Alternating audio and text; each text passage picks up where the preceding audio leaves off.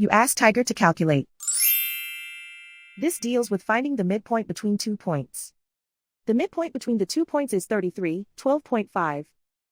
Let's solve it step by step. Plot the 2 points and calculate the midpoint using the formula. The coordinates of point 1 are, x1 equals -31, y1 equals 2. The coordinates of point 2 are, x2 equals 97, y2 equals 23. PM represents the midpoint of the 2 points.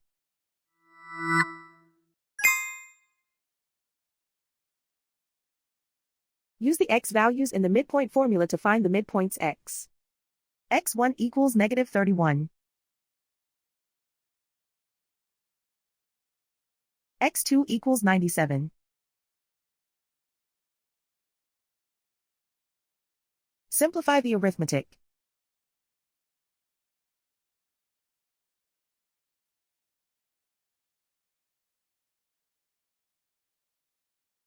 Use the y values in the midpoint formula to find the midpoints y. y1 equals 2.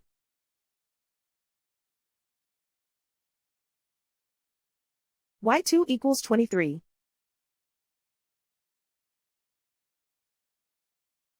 Simplify the arithmetic.